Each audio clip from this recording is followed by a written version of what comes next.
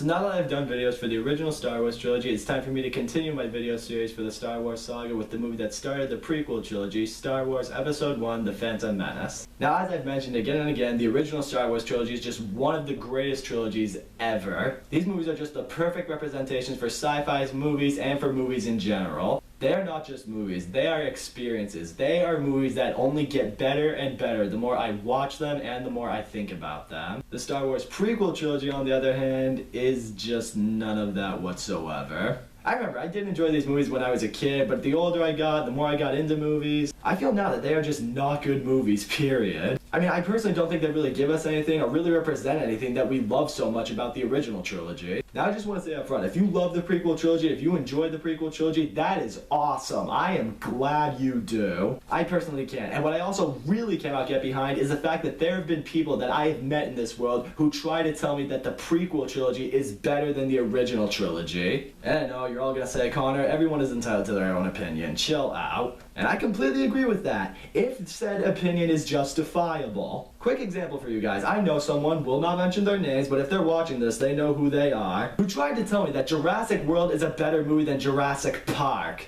And no, believe it or not, I did not punch them in the face for saying that. But I did show them my Jurassic World spoiler, and after they watched it, they were like, yeah, you're right, it's nowhere near as good as Jurassic Park. So that's why I'm doing this, to really stress to you guys why the prequel trilogy is just nowhere near as good as the original trilogy. So with all that being said, let's get into the Phantom Menace. So this movie opens up and we see the Galactic Trade Federation, which is secretly under the command of Darth Sidious, you know, before he becomes the Emperor. And the Federation is apparently having quarrels with the planet Naboo, so the Galactic Federation has sent the Jedi Knights Qui-Gon Jinn and Obi-Wan Kenobi to deal with it. And already, right here in this movie, it just doesn't feel right. Example, when we see young Obi-Wan, he's referring to Qui-Gon Jinn as his master, it leaves you wondering, wait, who the hell's this guy? Because in the original trilogy, we were told that Yoda was the one who trained Obi-Wan, not Qui-Gon Jinn. So when you first see Qui-Gon Jinn, it leaves you thinking like, okay, either Yoda aged really horribly over the years, or that is just not Yoda at all. And of course, eventually we find out that is obviously not Yoda.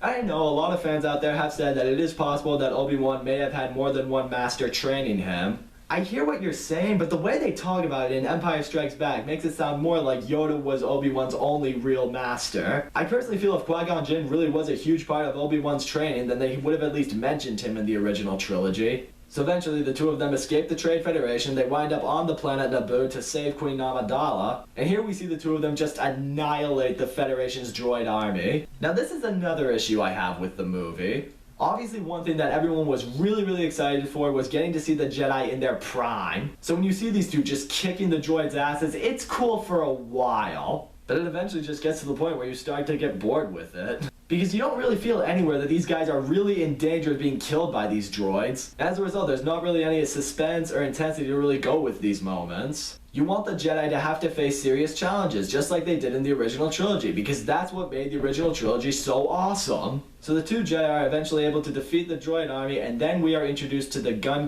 named Jar Jar Binks. Okay.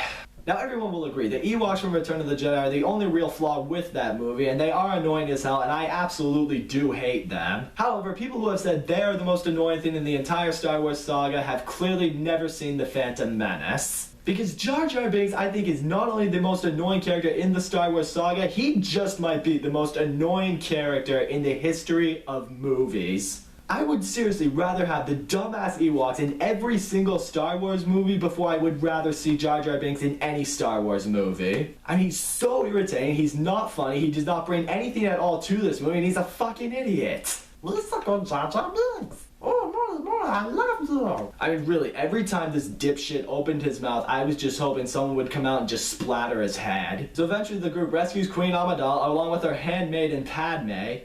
But unfortunately, as they do, the Trade Federation has damaged the ship's hyperdrive, so now they have to make a pit stop on the planet Tatooine to get their ship repaired. And this is where we officially meet 9-year-old Anakin Skywalker. Yep, the little kid who's gonna grow up to become Darth Vader himself. Now another thing about the Phantom Menace that really pisses me off is what it decided to do with Anakin Skywalker. First of all, they have him portrayed as this young kid in this movie.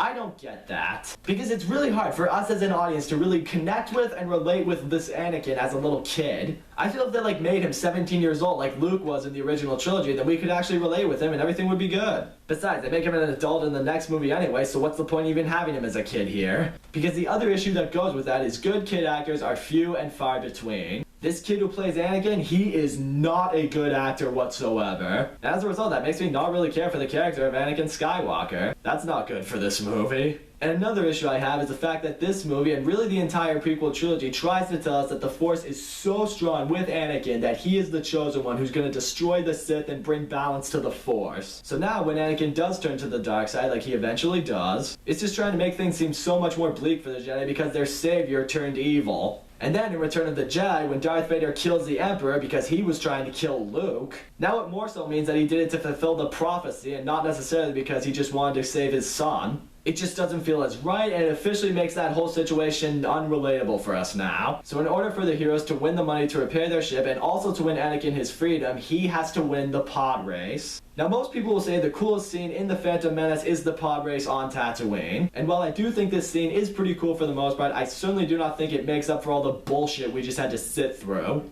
So the race is won by Anakin, and the heroes are able to repair their ship and bring Anakin back with them to Coruscant. And I'm not even really going to touch on Coruscant here because honestly, I feel nothing important really happens here in the movie. It's all about Palpatine trying to get the Senate to make him Chancellor because he wants power.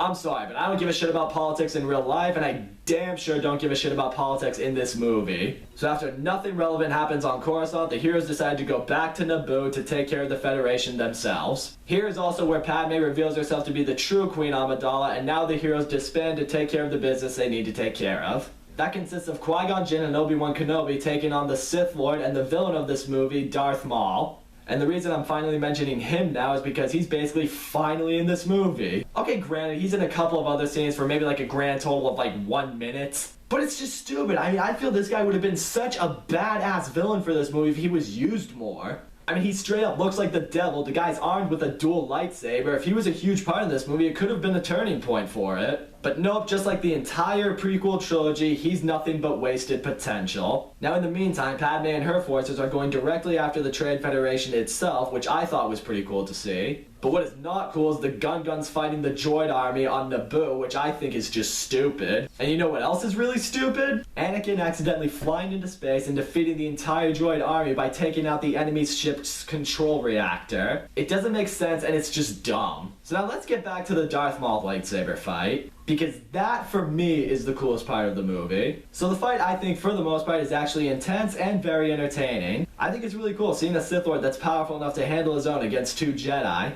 It's dramatic, it's cool seeing how Qui-Gon and Obi-Wan are working together to try to take him down. This is just something that needs to be in a Star Wars movie. The end of the fight, however, is where the Phantom Menace, well, turns back into the Phantom Menace. Darth Maul kills Qui-Gon and Obi-Wan is hanging by the reactor core for his life. So here Darth Maul basically has Obi-Wan at his mercy. All he has to do is do something like force push or whatever and Obi-Wan's dead. But no, instead he just stands over Obi-Wan and just starts swishing his lightsaber at the floor, which creates sparks flying everywhere. Like really, what was the point of that? It just doesn't make any sense whatsoever. And with that, Obi-Wan retrieves his lightsaber, he jumps up from the reactor core, and he kills Darth Maul. Then at the end of the movie, the Jedi Council agrees to allow Obi-Wan to train Anakin as they burn Qui-Gon Jinn's body at a funeral for him. Which I personally just felt was George Lucas trying to tie in the prequel trilogy with the original trilogy because of the fact that Luke burned Vader's body after he died. It just seems really forced, much how they make it that Anakin is the one who builds C-3PO, and I just think it hurts the movie more than it helps it.